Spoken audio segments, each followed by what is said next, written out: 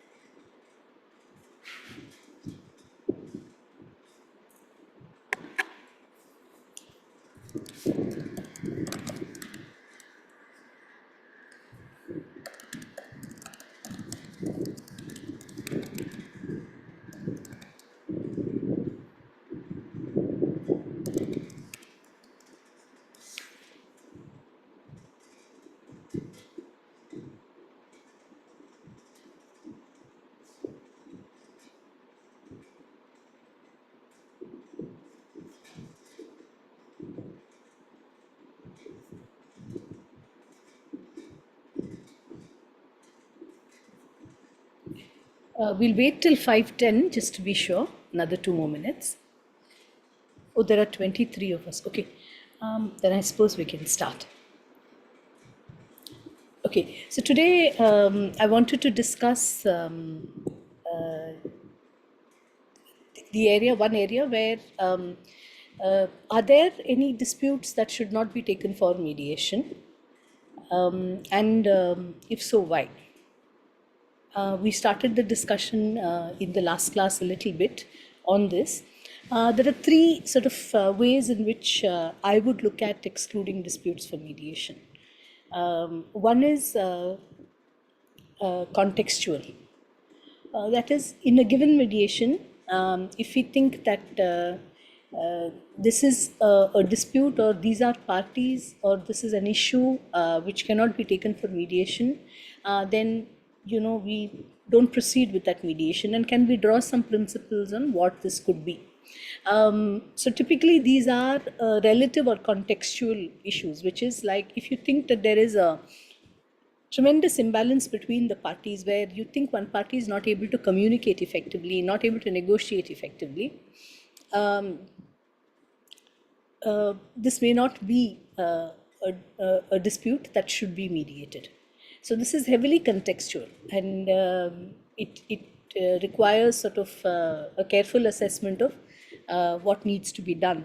So I think I'd mentioned their names earlier. There's Laura Nader, a few other women who have said, Trina, who have said that disputes where there is domestic violence, these are disputes that cannot be mediated. They've tried to say it as a matter of principle for two reasons. One, that these are crimes, and two, to assume that when you have a mediation and there are people discussing, they're able to discuss on an even platform, is to misunderstand the situation completely, because someone who is a victim of domestic violence, is extremely vulnerable, will not be able to communicate with her perpetrator effectively, will not be able to negotiate effectively. So these are sort of situations where one ought not to go forward for mediation.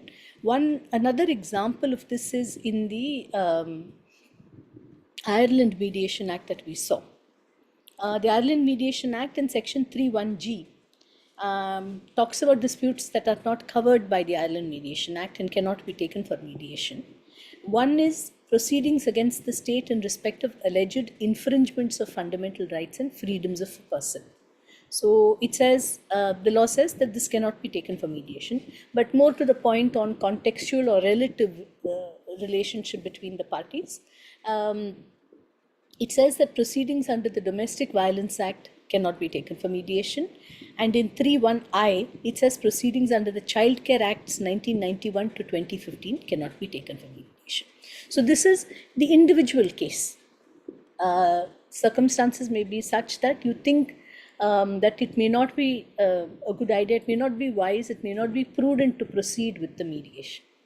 So that's one example of when one approach to excluding certain kinds of disputes.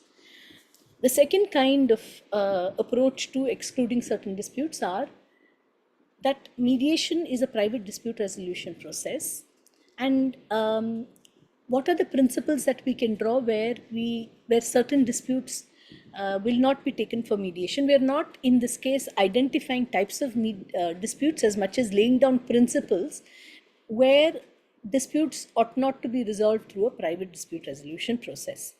And I had shared with you the link to a judgment called Vidya Drolia. If you could open that, that will be nice. Vidya Drolia versus Durga Trading Corporation.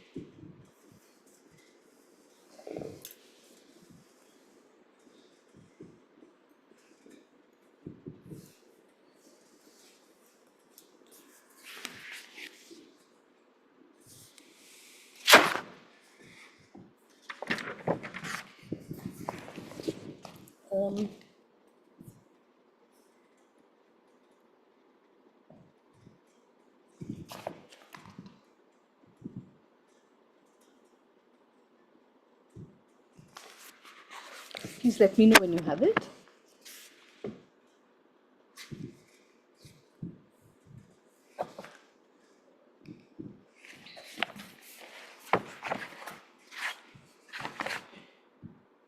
Yes, ma'am. Justice Sanjeev Khanna gave the judgment, and there is also a concurring judgment by Justice Ramana. And in paragraph 76, I have the Supreme Court cases version, and I think I sent to you the Judas version. So please let me know if paragraph 76 in your version starts with "in view of the above discussion." Madam, Yeah. I have one suggestion, madam. You please give somebody to project whatever the content you are referring it, because afterwards, whenever I am referring in videos, it's nothing, it's not getting clear what sections, what book we are referring to. Well, when I am doing the class, I am Sir. referring to particular paragraphs, and I'm making sure you are there at that paragraph, and only then I'm proceeding. I agree with you, madam, but this is not the, not ending today. It is recorded and it is there forever. Even we are referring June lectures. Today I have referred some June lecture also. So at that time it is getting difficult to which paragraph, which pages. So that's why I request you to give somebody let them project when you are explaining the content. That is my request. If Yukta, can you allow Ramesh to share? Sure, ma'am. I'll make him the co-host. She can share, madam, instead of making me as a host. Yukta, will you be able to share? Sure, ma'am. I'll try to just if you could mail me the material, I'll do it. I had sent it earlier. It's from that. The link is in that. The reading I had sent with the course outline. Okay, I'll do it. Just give me 2 minutes. Ma'am, which paragraph you are talking about? I think someone gave the paragraph number Okay, in the I'll chat. see. Yeah, Aditi gave page 107.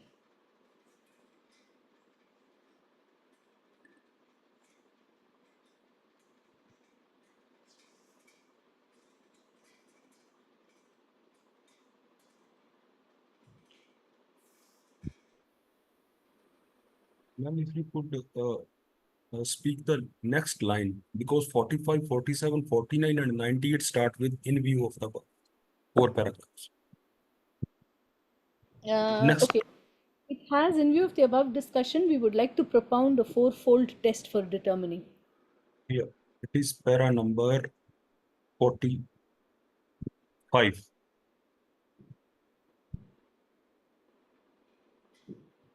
Not 107, is it?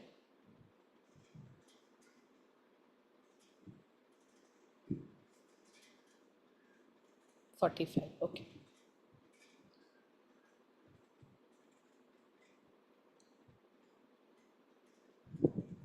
So while Yukta is putting it up,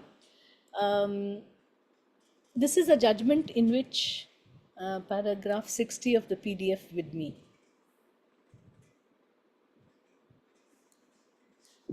Please give me a minute. I'm going to open that document. I'm going to read from the same one.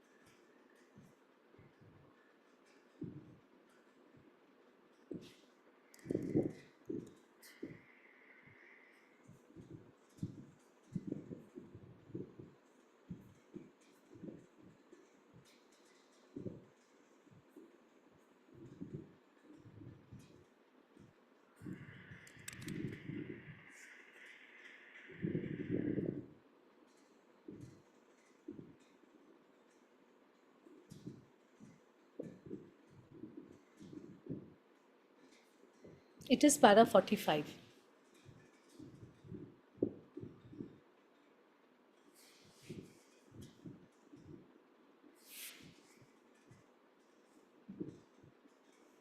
Yukta, I've got it. Let me share the screen.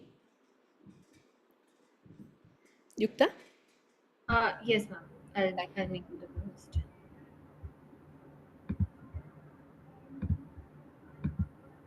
Yes, ma'am. I have given you the rights. Okay, thank you so much. So before I share the screen, this is a judgment in which the court was considering, amongst other issues, the question in the arbitration about what are disputes that can be taken for arbitration. And I'm using this judgment for us in the context of mediation. Did you read this judgment in your arbitration classes? Vidya Drolia versus. Okay. I'm using this judgment to make the point that, again, that there are public dispute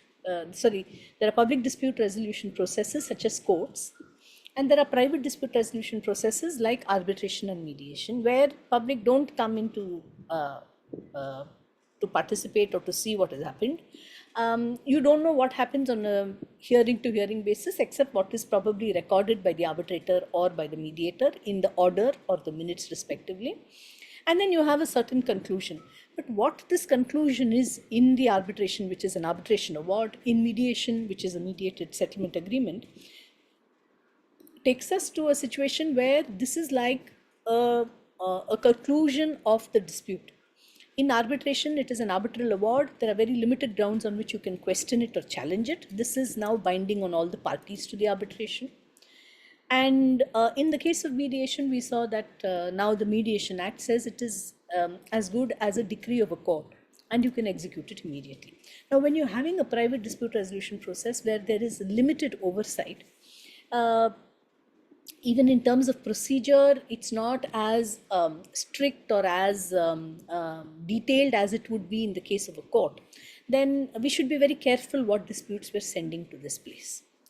We should also be careful what disputes we're sending to this place, because it is private, and the result, as I said, is that the outcome will be binding on the parties to this dispute. So, Sebastian?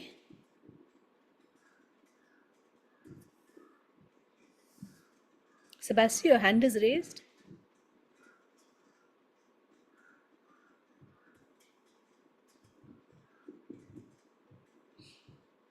Okay, I'll continue.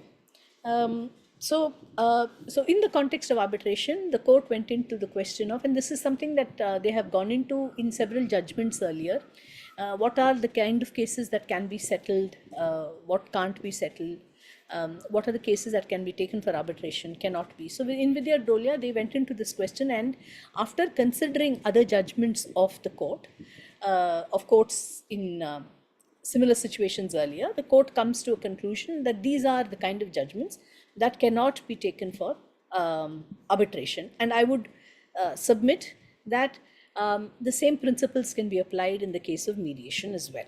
Okay, I'm going to share now.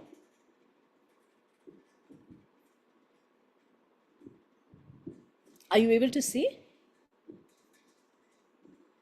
Yeah, so now I'm at paragraph 45. In view of the above, we would like to propound a fourfold test for determining when the subject matter of a dispute in an arbitration is not arbitrable. 1. When the cause of action and subject matter of the disputes relates to actions in rem that do not pertain to subordinate rights in personam that arise from rights in rem. So when they talk about rights in rem, they talk about an issue that concerns not just the two people, but it would apply, it would concern also people outside of the dispute.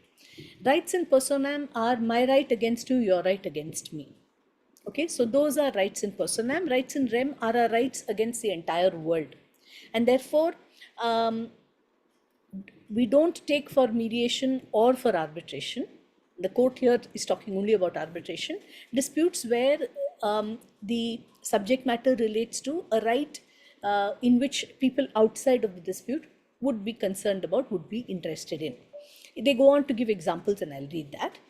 2. When the cause of action and subject matter of the dispute affects third-party rights, have erga omnes effect, requires centralized adjudication, and mutual adjudication would not be appropriate and enforceable. So the subject matter or the reason for the dispute will affect a third-party right. Okay, so it has an impact beyond these two persons on another third party. It might require centralized adjudication. The laws and the policies of the government would have said that this kind of dispute is to be resolved, or this question or this issue is to be resolved by a specialized person or specialized body. It can't be done just as an agreement between A and B, right? And their mutual adjudication would not be appropriate and enforceable. 3. When cause of action and subject matter of the dispute relates to inalienable sovereign and public interest functions of the state, and hence mutual adjudication would be unenforceable. So if you've given that the decision in a certain kind of subject matter must be a sovereign function, must be a function of the state, then that is again an issue that two people can't settle or resolve between themselves. 4. When the subject matter of the dispute is expressly or by implied implication non-arbitrable as per mandatory statutes. So, 1 minute. So what we are looking at are categories which a particular law may say is not arbitrable, and this is something that is set in the statute or the law. Anil, I'll come to your question or comment in a bit. I'll just finish this and then we'll go. These are not watertight compartments. They dovetail and overlap, albeit when applied holistically and pragmatically will help and assist in determining and ascertaining with great degree of certainty when, as per law in India, a dispute or subject matter is non-arbitrable. Only when the answer is affirmative that the subject matter of the dispute will be non-arbitrable. Then we'll come to paragraph 46. I'm leaving that extract alone. Applying the above principles to determine non-arbitrability, it is apparent that insolvency or intra-company disputes have to be addressed by a centralized forum, be it the court or a special forum, which would be more efficient and has complete jurisdiction to efficaciously and fully dispose of the entire matter. There are also actions in rem. So as you know, insolvency is a collective proceeding where all creditors come together, all debtors of the company are also taken together. Money is recovered from the debtors and put into the company's estate, and which is called the liquidation, the insolvency estate and the liquidation estate. And then from here, money is distributed to all of the creditors in a certain way, the rules of which are set out in the IBC. Similarly, grant and issue of patents and registration of trademarks are exclusive matters falling within the sovereign and government functions and have erga omnes effect. So, should a person get a particular patent for an invention that they have made? Should a person get a trademark for a word or a mark or a descriptor which they are claiming? This is something that will be decided only by the government. It can't be done by you and me. You and me can't agree that actually, supposing we have an infringement case, you say that I have infringed your patent, and I challenge it. And this is typical. I will challenge it by saying that I am opposing the grant of patent to you. You should not have been given that patent at all because yours is not an invention, or that I have already invented it. It was state of the art, etc. Whatever grounds, I question your grant, the grant of patent to you. In the course of the dispute, both of us can't decide, okay, we will settle. You keep the patent, I'm not going to question it anymore. And I will also, whatever arrangement we have on my use of the patent. Now, that's something we can't decide amongst ourselves. Whether that patent was rightly granted, wrongly granted is a matter of sovereign function, because there is a public interest element to this thing. When we both decide that, okay, you keep the patent, it doesn't affect both of us alone, it also affects the public at large, right? So similarly, grant and issue of patents and registration of trademarks are exclusive matters falling within the sovereign or government functions and have erga omnes effect. Such grants confer monopoly rights. They are non-arbitrable. Criminal cases, again, are not arbitrable as they relate to sovereign functions of the state. Further, violations of criminal law are offences against the state and not just against the victim. Matrimonial disputes relating to dissolution of marriage, restitution of conjugal rights, etc., are not arbitrable as they fall within the ambit of sovereign functions and do not have any commercial and economic value. The decisions have erga omnes effect. Matters relating to probate, testamentary matter, etc., are actions in rem and are a declaration to the world at large and hence are not arbitrable. So another judgment that we can look at to assess whether, what are cases that can be taken for mediation, what are cases that ought not to be taken for mediation, is the judgment of the Supreme Court in Afcons versus Varkey. I will quickly share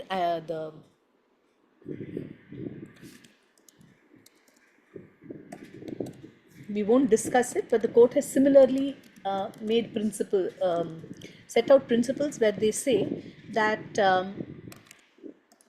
these are cases where, 1 minute, I'm just trying to pull that out.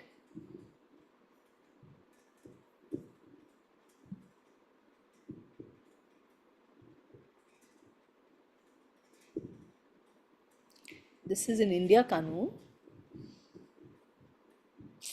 Okay, I'll share the citation to you later. But this is what the Supreme Court says in the context of what are the matters that can be mediated, that can be arbitrated and that cannot be arbitrated. And the principles for which, on which they say they can't be arbitrated, that a private dispute resolution process cannot be adopted, are principles that we can apply to mediation as well. Anil? Yes, ma'am. Can we draw an inference that the cases or disputes which are not arbitrable cannot be mediated also? Yeah, that's my... Because the cases which you are citing, both are same for mediation as well as for arbitration. Yes. So the principles are also the same. So whatever is not arbitrable will not be mediated also. On these principles. Vice versa. On because these the principles are the same. Only on these principles, Yeah. You cannot, yes. Thank you. Because there are other sort of principles relating to non-arbitrability that I don't want to mix up. It's only on this limited aspect. And if you look at the Afcons versus Varkey judgment, I'll share the link in the chat. Again, similar principles have been laid down by the Supreme Court, where the Supreme Court gives a list of cases where it says these are disputes. Sorry, 1 minute.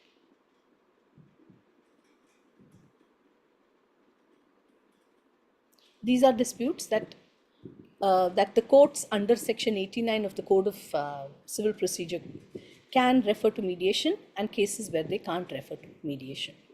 Venkatakrishna? Madam, see, one question I just wanted to ask. Now, let us say there is a case of in the case of a dissolution of marriage, which is saying it is not non-arbitrable. Mm. But in a particular matter, now what happens? Let us say there is a sharing of the assets or something that comes in this marriage. During the divorce proceedings. So those can be arbitrable, right? No, sharing of assets can be arbitrable. I also, sorry, I'm very glad you raised this.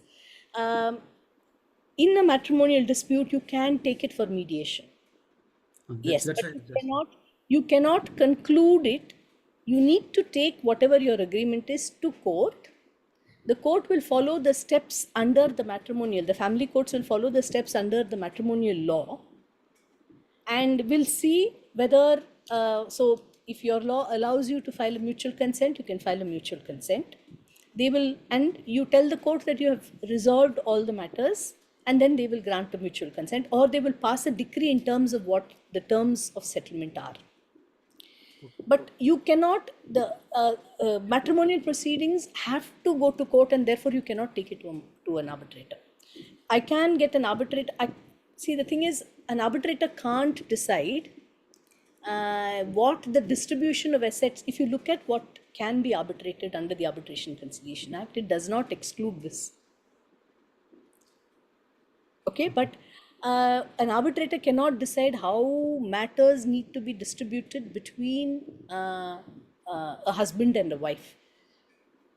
Okay, it needs to be concluded by the court ultimately, because an arbitrator can say, and this is the complication I foresee in an arbitration, the arbitrator can say, okay, 50% to you and 50% to you. Now, if someone who, what is the effect of that? The effect is that it is an award, it is like a decree of a court. Now, is this something that an arbitrator can decide? Can you then challenge it? I think immediately it will be struck on the ground of being against public policy. Because this, what an arbitrator is doing, can't be a decree of court.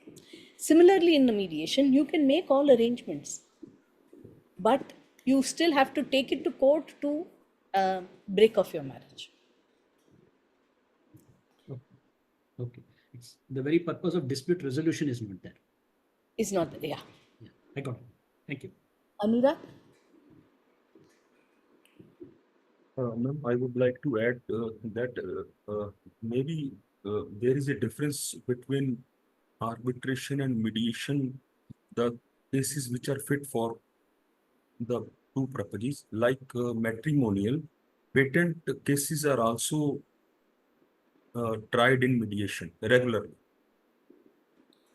I'll tell you what kind of patent cases.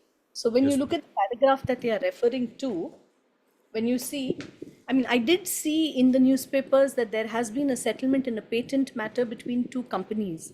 I've not been able to read the judgment. This I saw last week I think in Delhi, that they have settled a patent matter, but I'm not exactly sure what it is. But I think the kind of matters relating to patent that can be settled are, if you look at the first paragraph in 45, where cause of action and subject matter of the dispute relates to actions in rem that do not pertain to subordinate rights in personam that arise from rights in rem. So if I have a patent and I license the technology under that patent to you, okay, and we have a dispute as regards this licensing, that though it relates to a patent, it's a right between you and me as a licensor and a licensee, and therefore it is an in personam right that can be taken for mediation. okay, thank you. Tanya? Yes, ma'am. Ma'am, continuing on that same point, when I was thinking about the subordinate rights in REM, when it comes to the intellectual property disputes, a right in REM with regards to an intellectual property can only be created when the trademark authority grants a license for the trademark. So Grants the trademark. grants the trademark, correct. So if I have a dispute with regards to a trademark authority not granting me the license in the first place or granting me the trademark in the first place, why can't it be arbitrable? Because the right in rem is not created until the trademark is granted. Yes, yes, that's right. Yeah. So can those disputes be arbitrable? No, Okay. I would need to follow whatever steps, the appeal that is provided against the order of the Registrar General of Right. Patents and Trademarks not granting me that. Okay. Okay. Also, ma'am, what is the meaning of the term dovetail? It was in paragraph 45 in the with the royal adjustment. Let me just check Yeah. in what context it is used. They would dovetail into other things, right? That's what it said. Yes.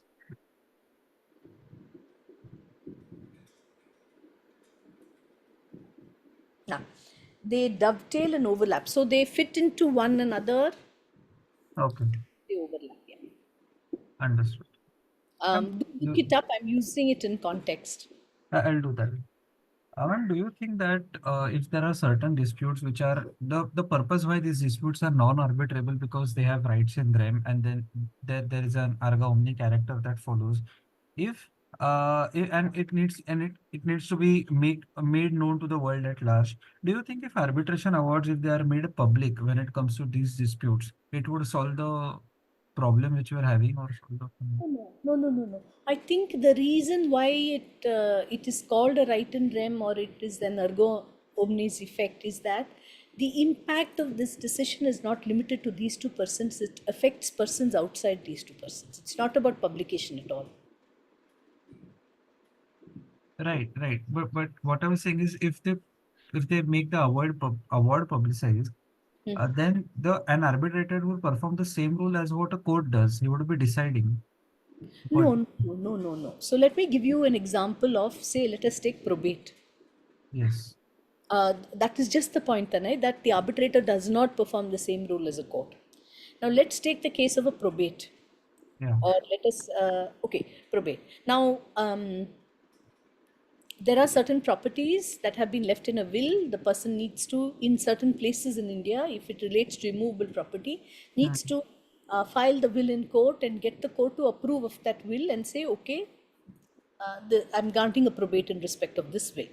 Now, the procedure that is followed is that there is a publication made where people are told that, look, there are these immovable properties which are being transmitted or bequeathed to a particular person. Do you have any interest in it? Because from X being the owner of the property, it is going to be Y who is the property on the terms set out in the will. So the court is asking the world at large through publication, through inviting people to participate in the litigation. So it says, look, property X in Bandra is now going to be in Y's name because of this will of Mr. A, right?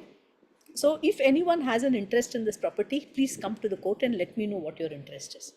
Because between the time that A made the will and the time A passed on, A could have transferred that property to someone.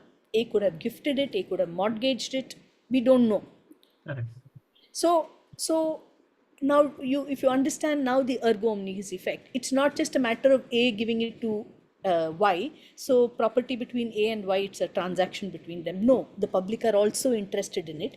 There could be an impact if the court did not ask questions of the public and just transferred it to Y. So there are certain processes that are there to ensure that rights in rem, ergo omnes effect are all taken into account for in that process. Arbitration does not have that. Take for instance insolvency. Arbitration cannot do insolvency because it is a very public proceeding.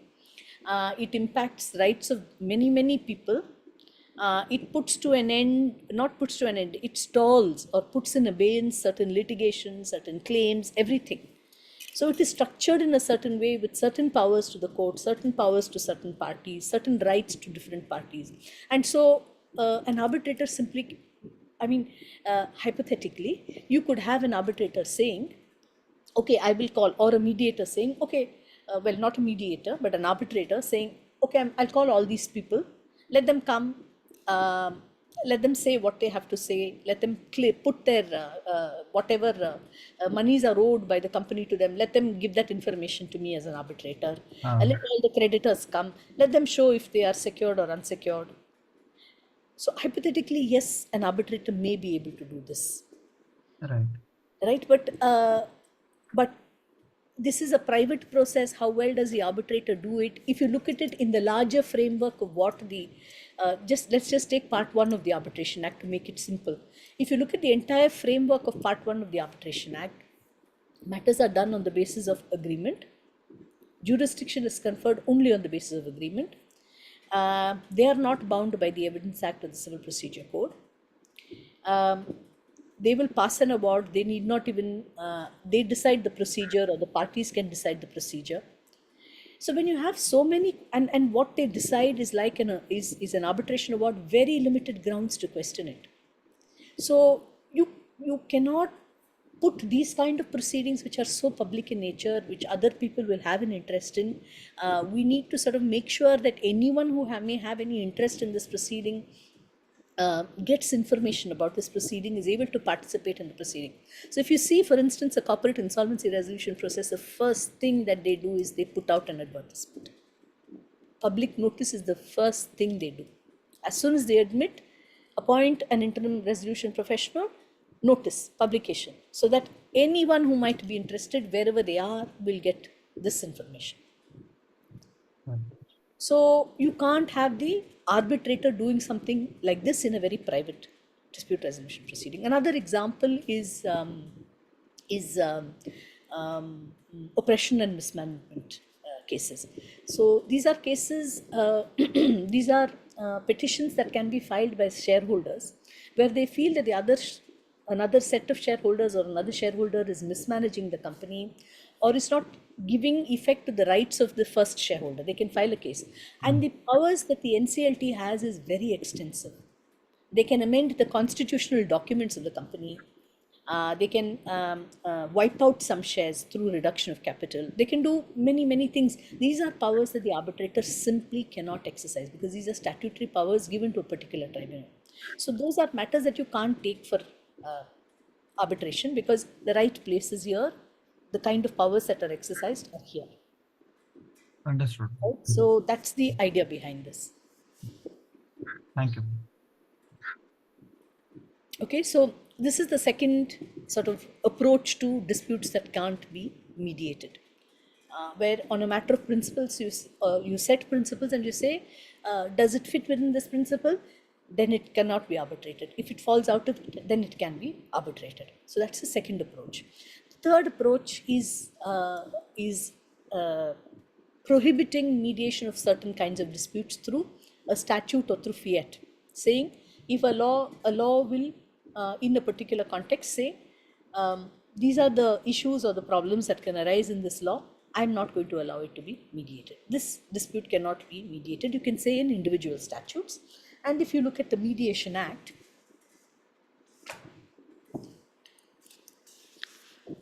and you look at the first schedule,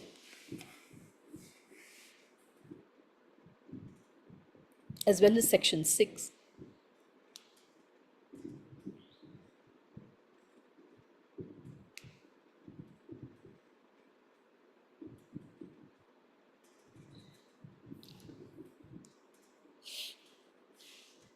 you find that there is a list of cases that can't be sent for mediation. So we'll just run through what this list is. Before that, let's look at section 6, because in terms of what a criminal case is that can't be sent for mediation, there is a qualification which is there in section 6, which you will not find in schedule 1.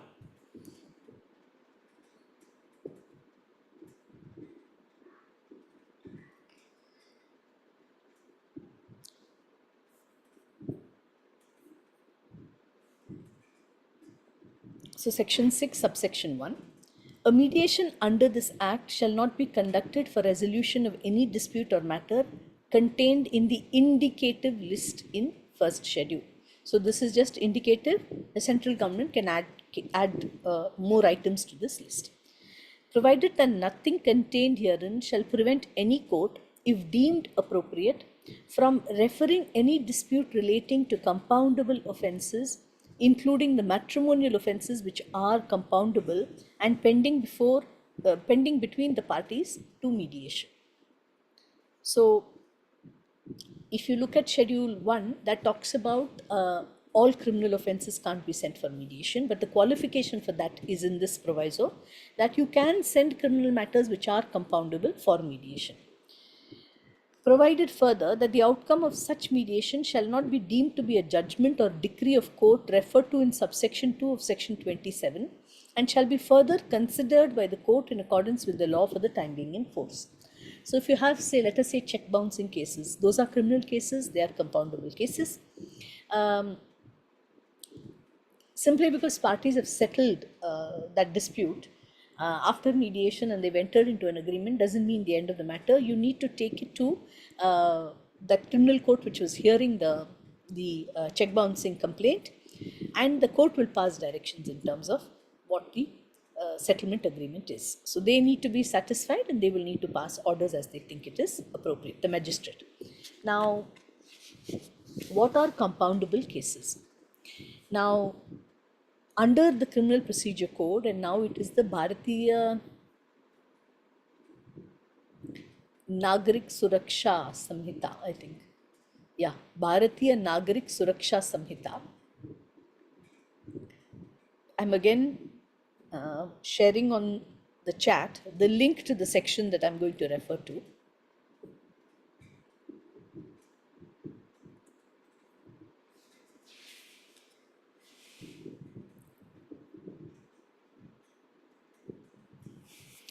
So different statutes which provide for crimes or for offences, they can say this crime or this offence that I'm providing for is compoundable or it is non-compoundable. With respect to the offences which are there in the Bharatiya Suraksha Samhita, which is the case, which is the IPC, there is a section in the Bharatiya Nagarik Suraksha Samhita which I have sent you in the link. This is section 359.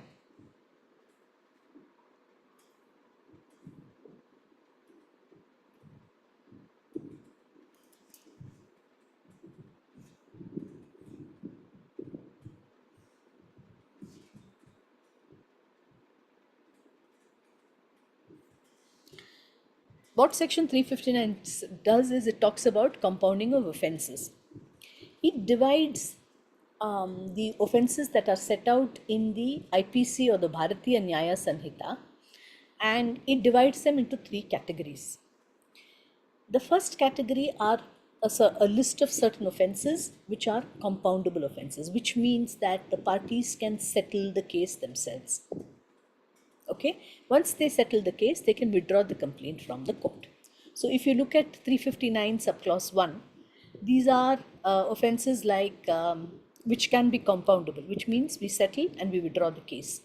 Voluntarily causing hurt, enticing or taking away or detaining with criminal intent a married woman, theft, cheating, criminal trespass, I'm just reading, criminal intimidation, criminal breach of contract of service.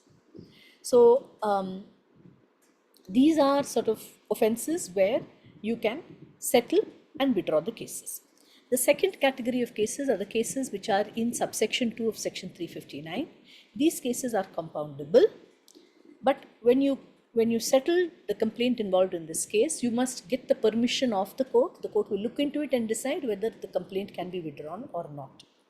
So subsection 2 reads, the offences punishable under the sections of the Bharatiya Nyaya Sanhita specified in the first two columns of the table next following may, with the permission of the court before which any prosecution for such offence is pending, be compounded by the persons mentioned in the third column of that table.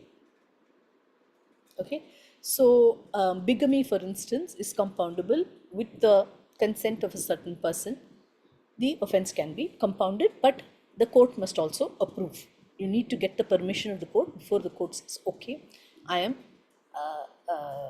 closing the complaint, right?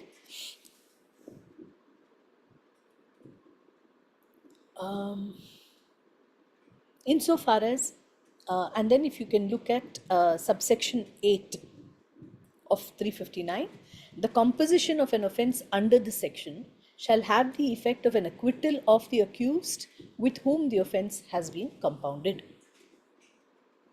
Okay, so it's as good as an acquittal. Last, subsection 9, no offence shall be compounded except as provided under this section. So if you look at the rest of the offences under the Bharatiya Nyaya Samhita, Bharatiya Nyaya Samhita, those offences you cannot settle before, settle at all, and therefore you cannot take those offences for mediation at all. Okay, so this is the policy under the Criminal Procedure Code 2023. Okay, Bharatiya Nagrik Suraksha Samhita. All right, now let's go back to the Mediation Act. So what section says, 6 says two principles. The first is, or 3, the first is that the offences that are listed, the disputes that are listed in Schedule 1 cannot be settled in a mediation. Number 2, crimes which are compoundable can be mediated. Number 3, in such cases of crimes that are compoundable, which are settled through mediation, you still need to go to the court and get the okay of the court. Right? So these are the principles that it sets out. The fourth is, of course, that this is only an indicative list. So let's look at what are the kind of disputes that can be, that cannot be taken for mediation. Can one of you read?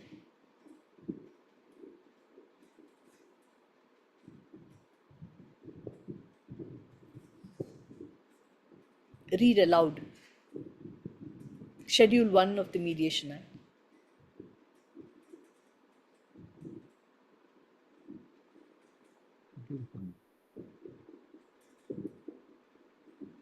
Venkatakrishna, are you saying yes? Will you read it? Yeah, but I am searching where, but 1 second. Okay. This is Ma'am, first schedule of First the schedule. Disputes or matters not fit for mediation. Yeah, you can continue, sir, if you got it. Yeah, okay. Disputes which by virtue of any law for the time being in force may not be submitted for mediation. That is point number 1. Point number 2, disputes relating to claims against minors, deities, persons with intellectual disabilities under paragraph 2 of the schedule, and person with disability having high support needs as defined in clause T of section 2 of the Rights of Persons and Disabilities Act 2016, 49 of 2016. Persons with mental illness as defined in clause S of the section 1 of section 2 of the Mental Health Care Act 2017. Persons of unsound mind in relation to whom proceedings are to be conducted under order 32 of the Code of Civil Procedure 1908, and suits for declaration of the title against government, declaration having effect of right in them. Point number 3, disputes involving prosecution of criminal offences. Point number 4, complaints or proceedings initiated before any statutory authority or body in relation to registration, discipline, misconduct of any practitioner or other registered professional, such as legal practitioner, medical practitioner, dentist, architect, chartered accountant, or in relation to any other profession of whatever description, which is regulated under any law for the time being in force. Point number 5, disputes which have the effect on rights of a third party who are not a party to the mediation proceedings, except only in matrimonial disputes where the interest of a child is involved. Point number 6, any proceeding in relation to any subject matter falling within any enactment over which the tribunal constituted under the National Green Tribunal Act 2010 has jurisdiction. Point number 7, any dispute related to levy, collection, penalties, or offences in relation to any direct or indirect tax or refunds enacted by any state legislature or the parliament. Point number 8, any investigation, inquiry, or proceeding under the Competition Act 2002, including proceedings before the Director General under the Act, proceedings before the Telecom Regulatory Authority of India under the Telecom Regulatory Authority of India Act 1997, or the Telecom Dispute Settlement and Appellate Tribunal established under Section 14 of that Act.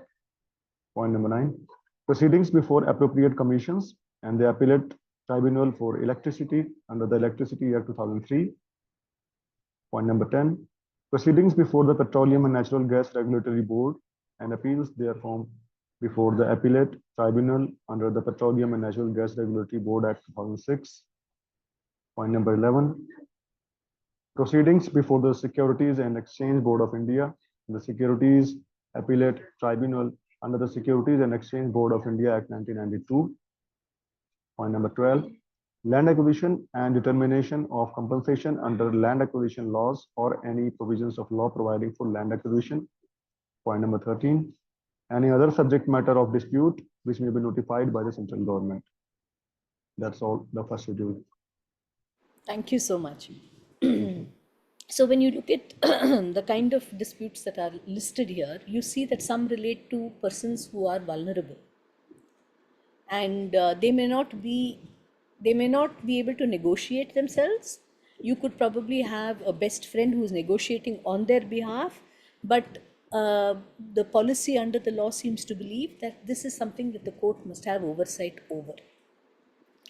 That the court must be satisfied that in relation to persons who have certain vulnerabilities or certain disabilities, that whatever, if there is a dispute or an issue that needs to be resolved, the court is best placed to resolve it, because the court, like a guardian, will be able to make sure that there is nothing adverse that happens to persons who have these difficulties. Right? That's one principle you can see. The second principle you see is that serious crimes, you cannot take it for mediation, because the categories that we were reading in section 359 of the Bharatiya Nagarika Suraksha Samhita divide these offences into small offences, bigger offences than that, but not very serious offences, and then the balance which are serious offences. So if you cannot compound an offence, you cannot take it for mediation either, right? Where there is misconduct, where there is a professional who has been accused or who has been complained of as doing a misconduct, this is serious, because professionals need to be careful, do their professional duty. There is a point in them being professionals. They have better experience, more learning, and a greater degree of care. We cannot let complaints of misconduct be closed or glossed over or kept secret by saying, we have settled the matter under mediation. Similarly, if you look at issues like that, matters that go before the Competition Commission, if there is an investigation that some people have formed a cartel, if someone has done an unfair practice, anti-competitive practice, all of these affect the public at large, affect consumers. That is why you have a law, you have a certain policy, you have certain investigation that needs to go into this. Similarly, if two companies are proposing to merge or amalgamate, you need the Competition Commission to go into whether this amalgamation will affect competition in India, will affect consumers in India. And for this reason, you have a certain statutory body that is there. So similar principles that you saw in Vidya Drolia is you're seeing in specific dispute categories, where they say, these are things, please, you can't quietly settle amongst yourselves. This has to be done through the public process, a public functionary or a public tribunal that has been set up for this purpose. Land acquisition. The power disparity here is great. So you can't have someone who wants to acquire land say, I will settle it at so much and close out. There is a certain procedure to be followed. 80% of or 70% of the people need to agree. All of these need to be done in a certain way. Fair and equitable compensation is what the law talks about. So all of this needs to be considered. You can't privately settle disputes like this. Anil? Madam, this is regarding item number 11. Proceedings before the Securities and Exchange Board of India and the Securities Appellate Tribunal. Mm. Regarding this, I can say that there is arbitration as well as mediation, but it is as per the ODR mechanism which has been approved by the SEBI. So it has the statutory approval, and all the share market disputes are resolved through ODR, which is again an ADR itself. I just want a clarification from you, Anil. Yeah, If I have a dispute, let us say, with my broker. yeah. Now, let's forget about the arbitration and mediation mechanism. Where will I take this complaint to? Does the SEBI The hear it? complaint will be lodged to SEBI on scores. First, they will So try. leave scores out, because scores is also an internal thing. I'm saying, who do you make this complaint to? If scores was not there, if All the complaints are essentially going to SEBI on scores. do they At the go? first stage, they try to resolve it through the representative of the stock exchange, either NSE or BSE. Okay. When it fails, then it is escalated to ODR platform. Then it is allotted to various agencies who are running platform and have the approval of the SEBI. Okay. And I'm they saying, then in turn give it to the mediator or the arbitrator. Then he does the arbitration or mediation and submits a report to the portal, and it goes to the both the parties. okay, let's assume scores or smart ODR was not there, because that is a mechanism that is giving arbitration or mediation. Correct? Now let's assume that that system was not there. This complaint, who will it go to? Will it go to the civil court? Will it go to the consumer court? Will it go to Yeah, but it SEBI? is compulsory now. What This is mechanism has been approved by SEBI. I'm telling you to imagine a situation where this was not there. Then it has to go to the court. To the court. Yeah. Okay, now look at this section. Look at 11. Proceedings before the Securities and Exchange Board of India and the Securities Appellate Tribunal. What are the kind of disputes that go here? When there are offences committed by intermediaries, by listed companies, by promoters, by insiders, those are the cases that will go. Those Okay. that you cannot have mediation. That will not be arbitrated. The disputes Not be which are coming to me are basically between the investor and the Exactly. shareholder. Exactly. So again, this is my right versus your right Yeah. under a particular transaction. So Right. that Thank you, can- ma'am. Yeah. Thank you, ma'am, for clarification. Yeah. So this is, I think we will close this topic on disputes that cannot be taken for mediation. If there's anything, we can discuss it. Otherwise, we can take a short break and come back, and we will do we'll do international mediation and the Singapore Convention. Ma'am, the GST tribunal has come into effect recently, subsequent to the Mediation Act enactment. So I think point number 7 covers the GST also, GST tribunal also, GST. Yes, indirect tax or refunds. Yes, thank you.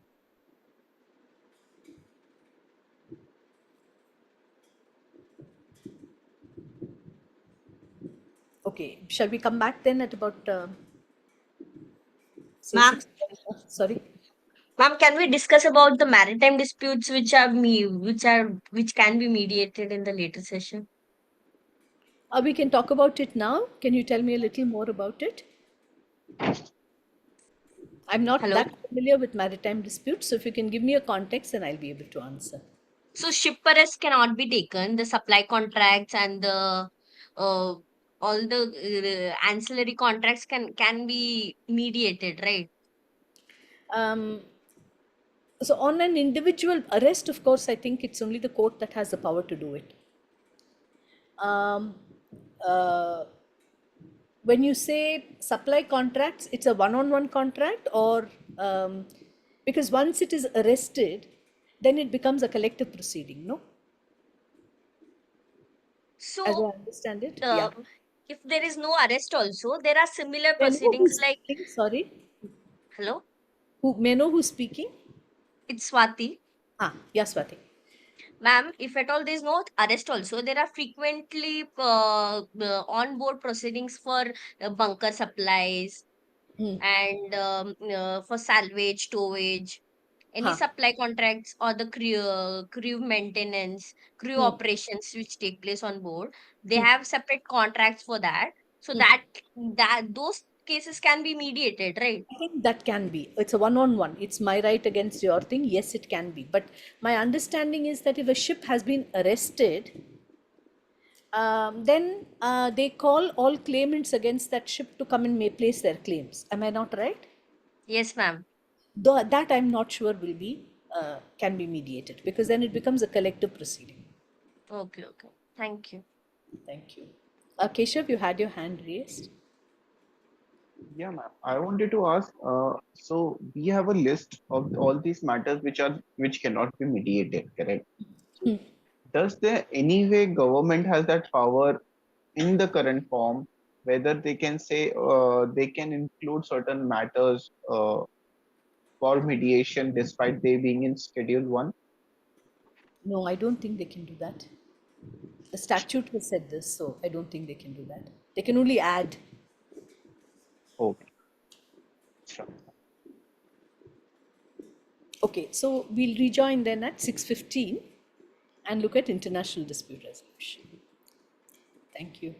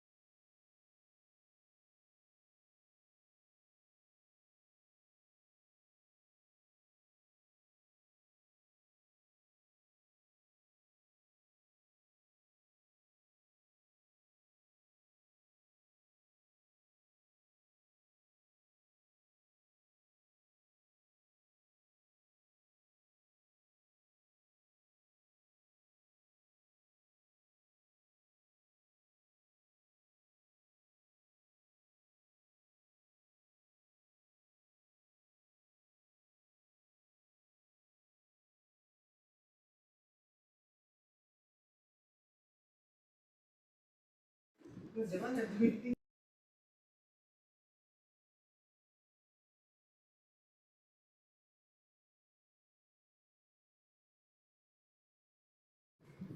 we start?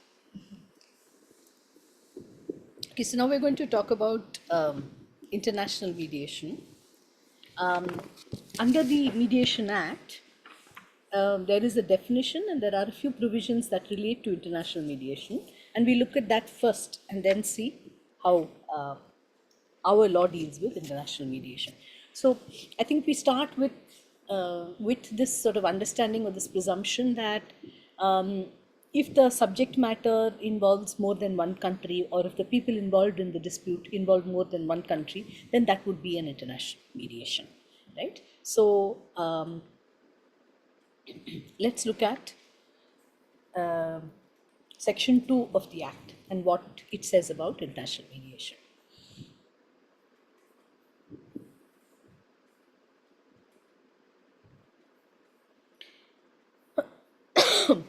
Section 2 says, this act shall apply where mediation is conducted in India and one, all or both parties habitually reside in or are incorporated in or have their place of business in India. So all parties are in India, or I'm going to leave out, or the mediation agreement provides that any dispute shall be resolved in accordance with the provisions of this act, or there is an international mediation. Okay, and what is this international mediation? So this law will apply to international mediation. We start with that position. What is international mediation? International mediation is defined in Section 3, paragraph G.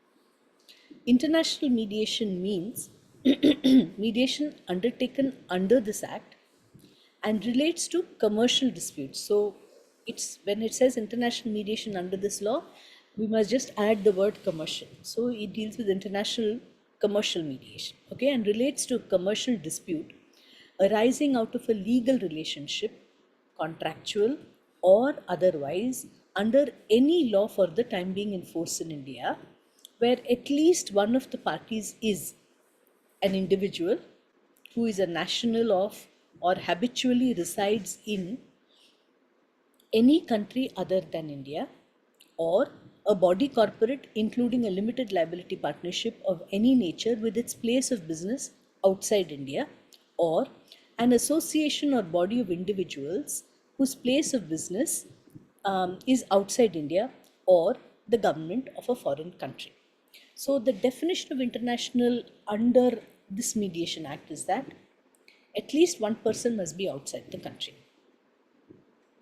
Okay, so it must involve either two foreign persons, two persons who are habitually residing outside, or two companies that are habitually outside India, or one is in India and one is outside India. That is the basis on which they define what international is, right? So let's assume the two parties or two companies who have a dispute relating to something in India. But the subject matter of their dispute, why they are having this dispute, is because they have both invested in a company, let us say in Singapore. It's not an international dispute. Though what they are fighting about, what their dispute is about, it's all outside India. But because both of them are in India, it is not international. Okay, so let's look at it once again. International mediation means mediation undertaken under this act and relates to a commercial dispute arising out of a legal relationship, contractual or otherwise, under any law for the time being in force in India, where at least one of the parties is an individual who is a national of or habitually resides in any country other than India, or a body corporate including a limited liability partnership of any nature with its place of business outside India, or an association or body of individuals whose place of business is outside India, or the government of a foreign country. Right? So one or both or all the parties must be persons outside India. Okay. It says that it relates to a commercial dispute. Okay. The word commercial dispute is defined in section 3A. Commercial dispute means a dispute defined in clause C of subsection 1 of section 2 of the Commercial Codes Act. There is a little bit of ambiguity or a problem with the way it has been drafted, because it says it is commercial disputes, but so if you look at international mediation that we looked at just now, it says it relates to a commercial dispute. This is how commercial dispute has been defined. It also says that I'm going back again to G. It says commercial disputes arising out of a legal relationship, contractual or otherwise. I am not sure what kind of commercial dispute will be a non-contractual dispute. And if we look at commercial disputes under the Commercial Codes Act, we saw it when we were looking at mandatory mediation, etc. If you look at the definition of what commercial dispute there is, they all arise out of contracts. They talk about shareholder disputes, they talk about partnership disputes, they talk about franchise, insurance policy disputes, they talk about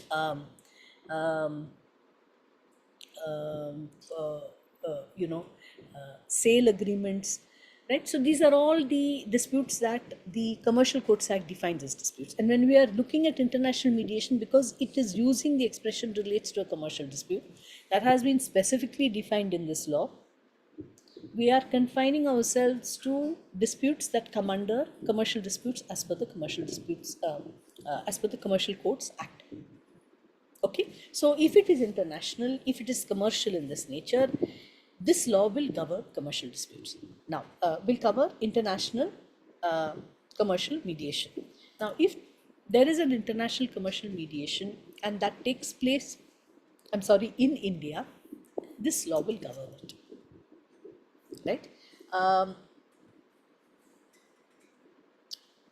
And if this law will govern it, everything that we know so far about the law, that it will be conducted in accordance with how mediation should be conducted under this act, namely that it is voluntary, the rules relating to confidentiality, the rules relating to privilege will all be followed in the mediation.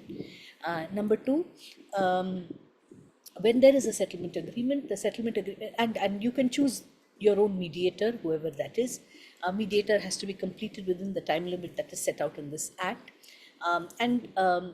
If there is a settlement agreement in the mediation, that settlement agreement will be enforceable as if it were a decree of court. So this is now the policy. And if you want to question that mediated settlement agreement, the 4 grounds plus void under the Contract Act are the only grounds on which you can question this international commercial mediated settlement agreement.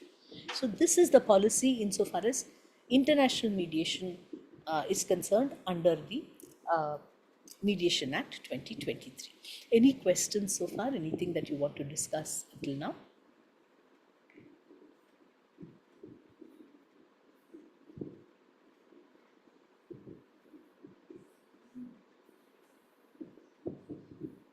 Okay, now we will start a discussion on the Singapore Convention. Ma'am, just want a clarification on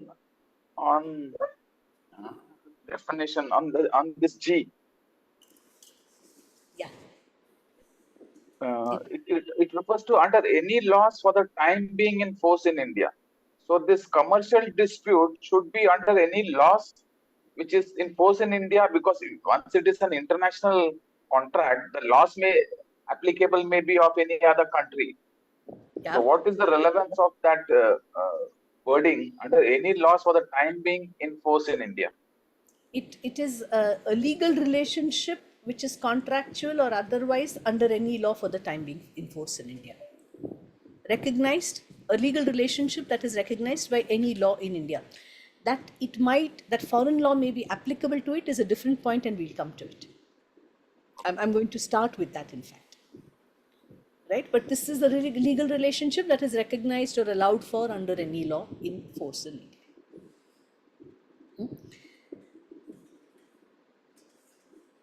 Any other Question? Madam, is the Mediation Act has it come into force? No, only a few sections relating to, I think, Section 2, then the Mediation Council, they have been brought into force. To the best of my knowledge, nothing else has. So what we are reading is only for academic purpose and for comparisons, etc. Is it? Am I right? It's not for academic purposes. I really hope not.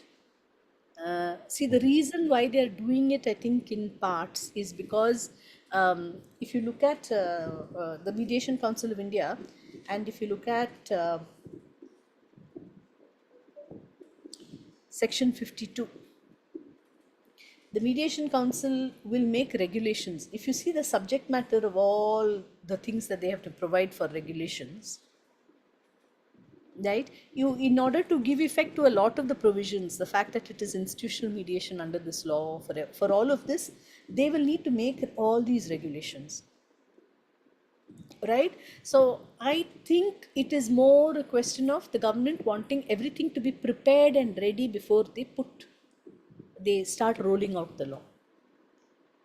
And so if these regulations have been made by the Mediation Council of India, things are all in place, then they roll out the law, things are going to go smoothly. So I believe it's not academic purpose. Right, but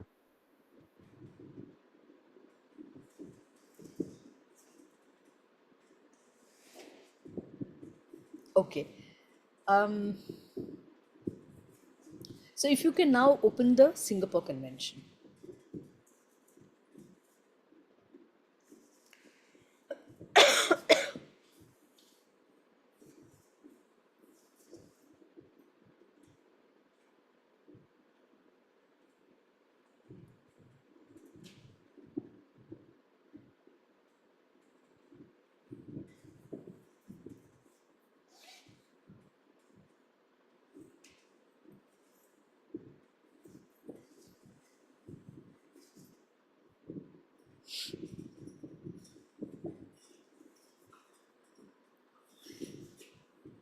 So if we, do you have it?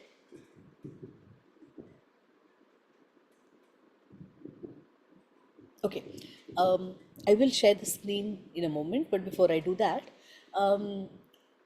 we've seen what the definition of international is, and let's take a very sort of a simple understanding of what international is. So there is a person who is in India, A, and there is a person who is in Singapore, and they have an agreement on, let us say, export of coconut oil. Now, there is a problem. Sorry, they make the contract on, okay, I'm going to export coconut oil, and person B in Singapore is going to buy the coconut oil. Like Gokuldas pointed out, which is the law that we will apply when we are going to decide the rights and the obligations of these two persons under this contract? Do we apply the law of India or do we apply the law of Singapore?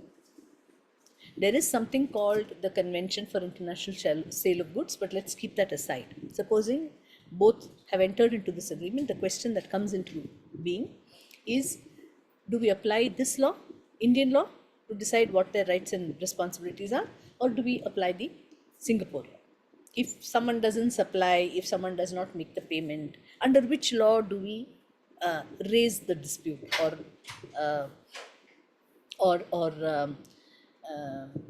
take steps in terms of, okay, what is my right because the payment has not come to me? Keshav Maheshwari, the seat law is a subject matter for arbitration. Okay, and I'm not talking about arbitration. So have you all done international law in international arbitration or foreign awards in your arbitration component? You have, right? So I'm not coming to an arbitration, or I'm not coming to an agreement which has an arbitration clause. Okay, SIMC, Swati, what was that?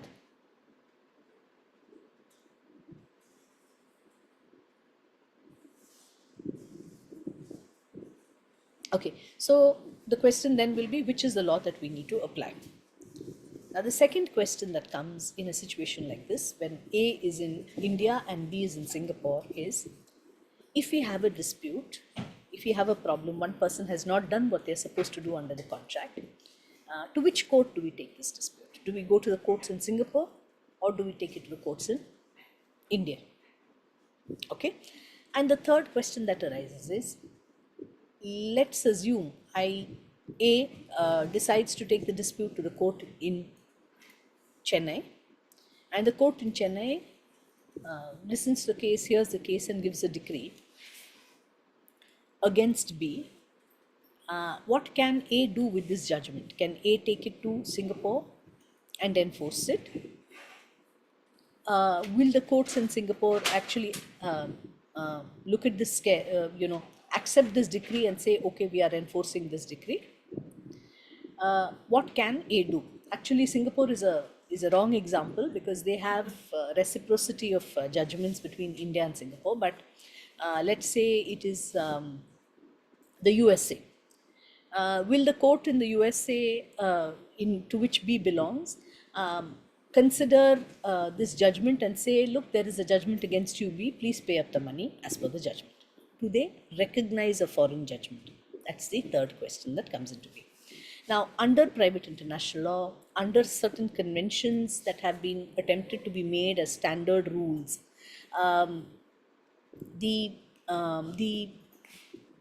there has been an attempt to be made, there has been an attempt made to see which is the choice of law. Have parties chosen a particular law? Or which is the law which has the closest connection? Which is a court that has the closest connection? On what principles should a court in one country recognize or enforce the judgment passed by courts in another country? So these are principles that have been evolved under a subject called private international law or conflict of laws. What the Singapore Convention attempts to do in one stroke is to cut through all of this. Do we look at who is doing the mediation? Where is the mediation done? Under what terms are the mediation done? Who is the mediator? We don't go into all of these questions. If there is a mediation which is international in nature, any person who finds that their counterparty is not doing what they are supposed to do under the mediation settlement agreement can take the settlement agreement to the court of the place where the other person is or where the subject matter of the mediation is and ask that court to enforce that mediated settlement agreement. So this is quite like the New York Convention. Under the New York Convention, if there is a foreign award, you can take that foreign award to the place where the person who was supposed to take action under that award resides. Supposing I need to implement that award against the buyer in the USA, and the award has been passed by an arbitral tribunal in Singapore, right? Going by the example you gave. So the seat of the arbitration under the arbitration agreement is Singapore and an award is given in Singapore. I can take that award. I live in A, who lives in India, can take that award to the courts in the USA, and the courts in the USA will enforce that award. They will not ask questions on where is this, who did this. There are limited grounds on which the award can be challenged, but they will enforce the award. The same principle is adopted by the Singapore Convention, where if you have a mediation, the mediation is international in nature, the parties settle their disputes under the mediation, and we have a mediated settlement agreement. You can take that mediated settlement agreement. So taking the same example of A in India and B in the USA, you can take that mediated settlement agreement. Or so the Singapore Convention says. I'm only talking about the framework. You can take that mediated settlement agreement to the appropriate court in the USA and ask them to implement the settlement agreement. Like they do under the New York Convention, the court to whom you have taken the mediated settlement agreement will evaluate that settlement agreement on certain grounds, on certain basis. And if the settlement agreement does not fall afoul of any of those grounds, that is not hit by any of those grounds, the court will then enforce that settlement agreement. That is the framework of the Singapore Convention. Okay, so you don't get into questions which you would in case of a litigation. You don't get into questions of which law, which person did the mediation, where did you do the mediation, who was the mediator. These are questions that that court that is enforcing the mediated settlement agreement will not get into. There are limited grounds that the court will evaluate the mediated settlement agreements on, but these grounds are exhaustive grounds. Apart from these grounds, you cannot ask any more questions about the mediated settlement agreement. If all these grounds are met, there is nothing wrong in terms of these grounds when they are looking at the mediated settlement agreement, then they have to enforce the mediated settlement agreement. Okay, so that is what the Singapore Convention does. Now, we will just read the initial portions of the convention and I will stop before we get to sort of the main part of the Singapore Convention.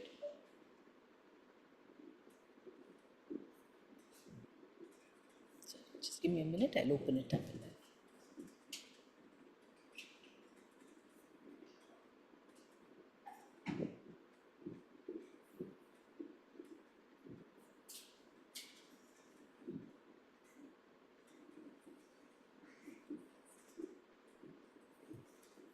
Are you able to see it? It's the same link that has been shared with you. This booklet is what has been shared in the link as well.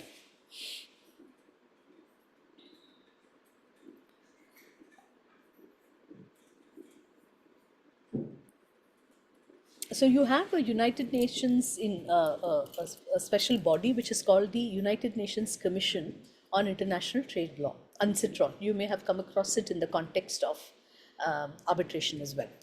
So UNCITRAL tries to take steps, gives sort of guidance, gives model laws, gives a format for a convention with respect to issues of international trade.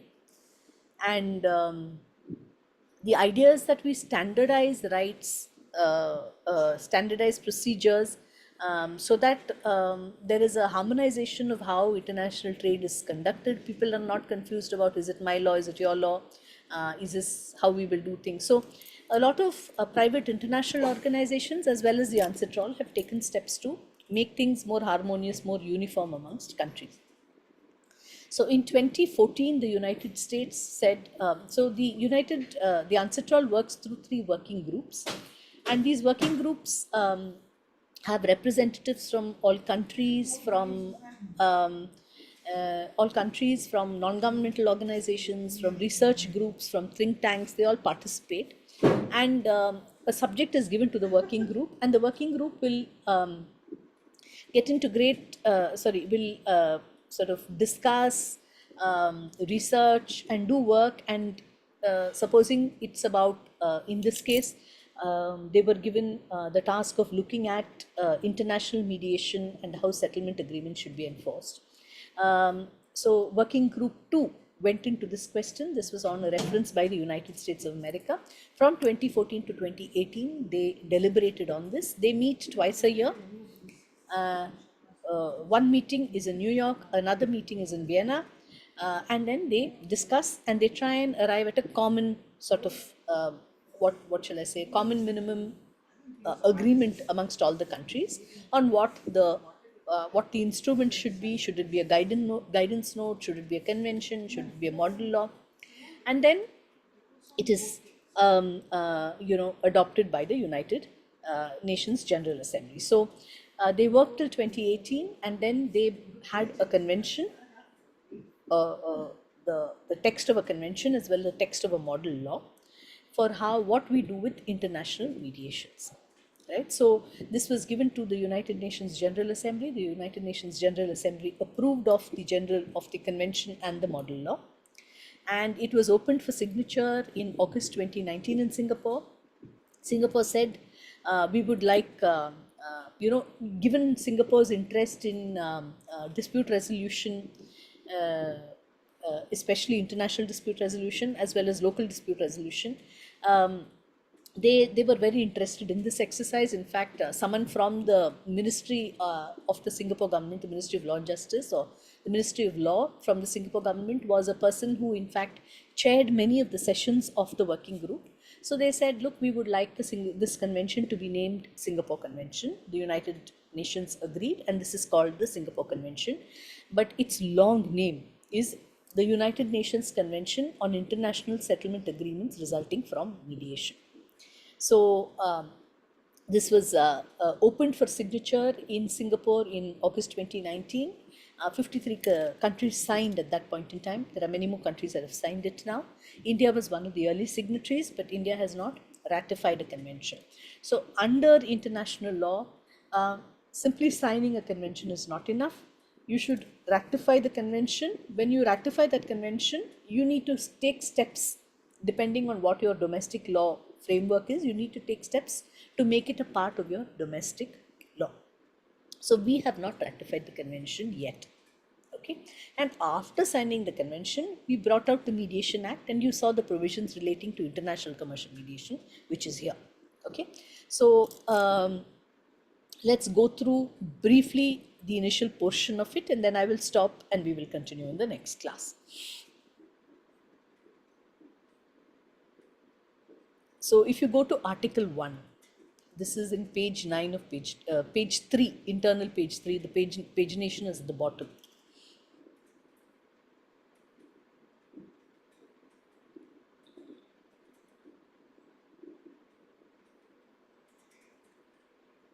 Yeah. So the first thing we need to notice that the Singapore Convention applies to an international mediated settlement agreement and a commercial mediated settlement agreement. So the settlement agreement must be international as it is defined under this law, and commercial as it is defined under this law. So Article 1. Another rule that we need to keep in mind when we discuss the convention, you will find the word party being used in the convention, or parties being used in the convention. Sometimes it uses capital P for party, sometimes it uses small p for party. When it talks about party with a capital P, it is talking about state parties to the convention, that is India, Singapore, USA. Right?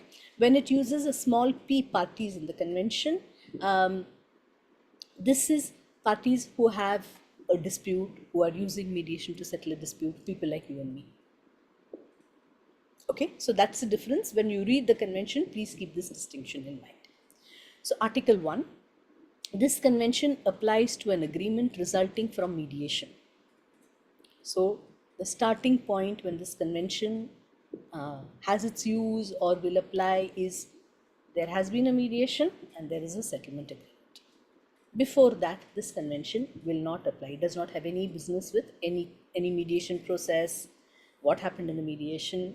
What happened in the mediation has some limited relevance, but the convention steps in, plays a role only after there has been a mediation and there is a settlement agreement.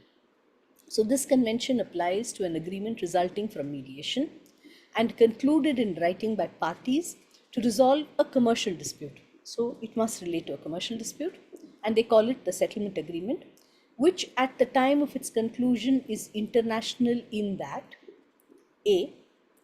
at least two parties, so this is now the definition of international under the convention, at least two parties to the settlement agreement have their place of business in different states, or the state in which, and this, if you look at A, this is similar to the definition in the Mediation Act. So at least two parties have their, one is in India, one is outside. That is what the Mediation Act said. Similar definition here. Or B, the state in which the parties to the settlement agreement have their places of business is different from either. So the parties could have their place of business either in one place or in different places, but this will be different from the state in which a substantial part of the obligations under the settlement agreement is performed. Where do you need to do what you had agreed to do? Or 2, the state with which the subject matter of the settlement agreement is most closely connected. There's going to be overlap between 1 and 2. Right? Supposing the parties' settlement agreement related to a joint venture company in another place, that is the subject of the dispute, then that is the country.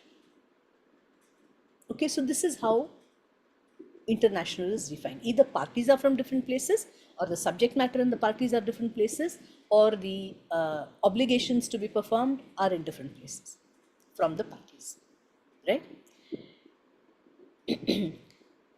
Where we said that it applies only to commercial disputes. Now, paragraph 2 of Article 1 says, this convention does not apply to settlement agreements concluded to resolve a dispute arising from transactions engaged in by one of the parties, a consumer, for personal, family, or household purposes. It does not relate to family inheritance or employment law.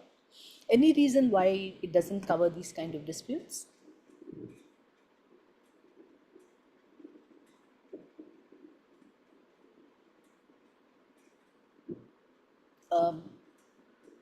Could you,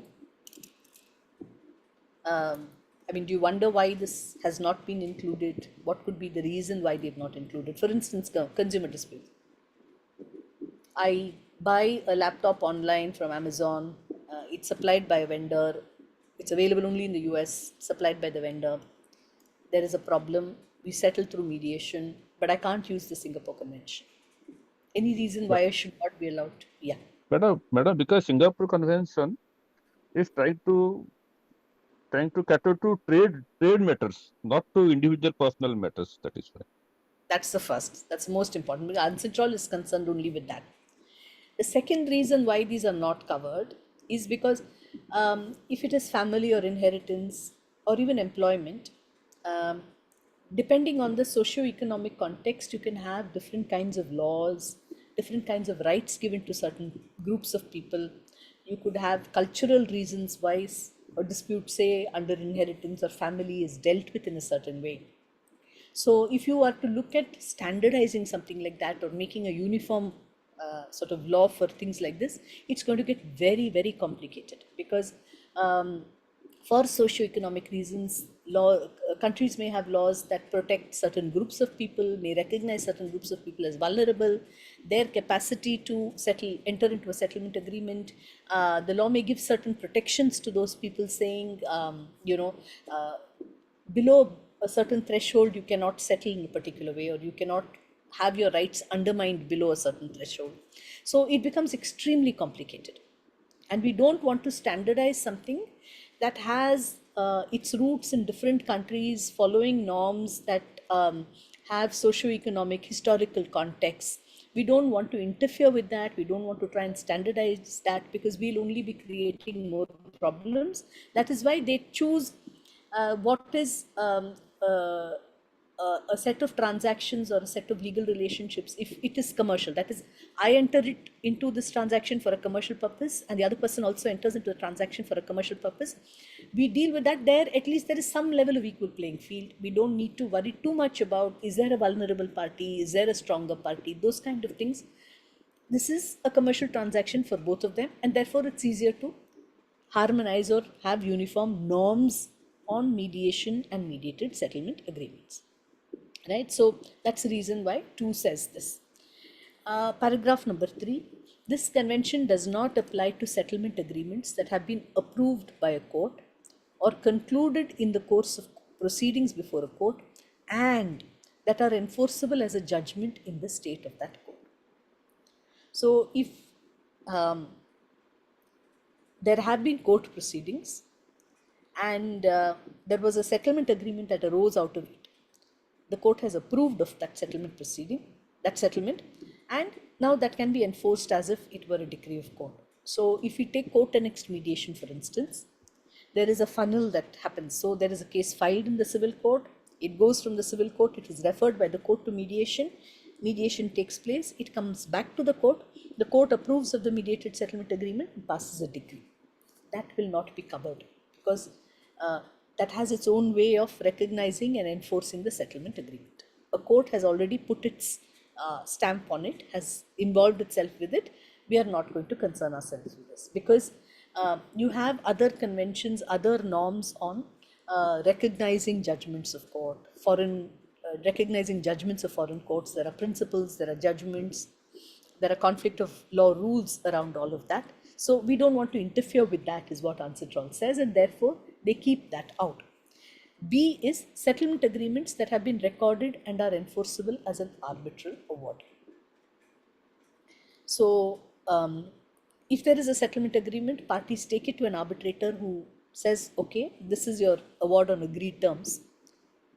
Then we are not going to get into that, because there is a separate convention for arbitral awards and we don't want to meddle with it. So this is Article 1, and this sort of sets out why, what is covered, what is not covered in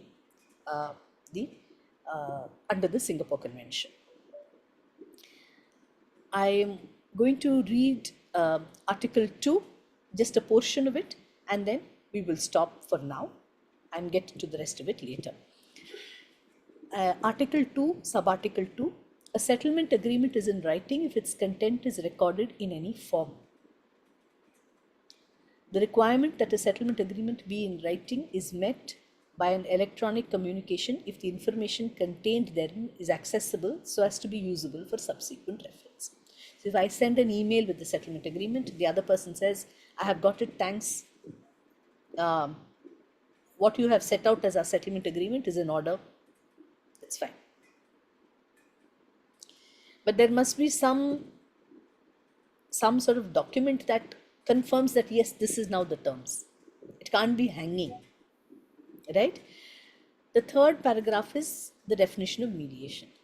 Mediation means a process, irrespective of the expression used or the basis upon which the process is carried out, whereby parties attempt to reach an amicable settlement of their dispute with the assistance of a third person or persons. This person is called the mediator, lacking the authority to impose a solution upon the parties to the dispute. So there is a dispute, they have discussions, there is a person who helps them, this is the mediator. Mediator can only assist them in these discussions, no authority to say this is how you will settle, or say here is the settlement terms, now sign on it. No. That is mediation. You can call it mediation, you can call it conciliation. Earlier, Ancetral used to call mediation conciliation, and all of its earlier sort of instruments that it had proposed, which was a model law, used the expression conciliation. But when the Singapore Convention was being drafted and discussed, the countries recognized that Ancetral recognized that more and more countries are using the expression mediation. They are not using the expression conciliation. And so they said, we will adopt conciliation, but let's be clear. We will adopt the expression mediation, but let's be very clear, when we say mediation, we also mean what you would refer to as conciliation till now. Right? Whether it's mediation or not, it depends on this description of what the process is. Dispute, parties having amicable discussions, assisted by third person without authority to force a settlement. Any such process is mediation. Okay, so I'll stop here. If there are any questions, then we can go over that.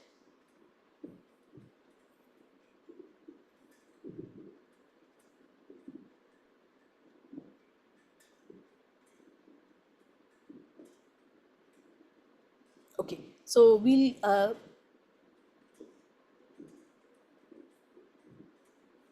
get into the Singapore Convention in more detail in the next class, and then we will go over the Mediation Act, the provisions that we haven't discussed so far, and with that I think we would have covered what we set out to cover.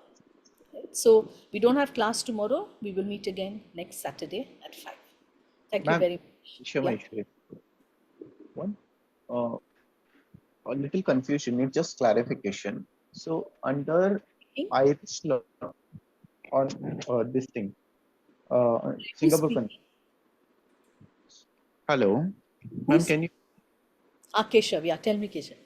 Yeah, ma'am, my question is, I need clarification on the part that in Irish law, a mediation agreement is equivalent to a contract, correct? And in Singapore, unless and until it is approved by the court, it is considered as a contract. If court approves it, then it becomes a mediated agreement, and it is enforceable, like a decree of a court. Yeah, they pass a decree. They pass. Correct. So under Singapore Convention, if there is an award that is given, there is a mediation that happens. Okay, let's say under the Irish law, and now that needs to be enforced in another country. So will that be considered as an mediation under the Singapore Convention, or it will be a simple plain vanilla agreement?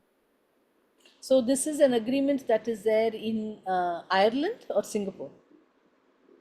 Let's say Ireland. Ireland. So it's an agreement, provided it is international, provided it is commercial, it will be covered. And if you're taking this agreement to a country that has ratified the Singapore Convention, you can go ahead and try and enforce it.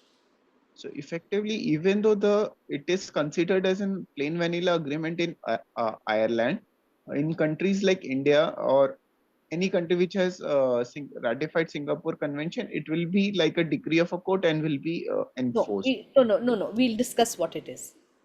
Okay. We'll discuss what it is in the next class with some details. Sure. Thank you, ma'am. Okay. Thank you, everyone. See you next week. Thank you, ma'am. Thank you, ma'am. Thanks, ma'am. Thank you, madam.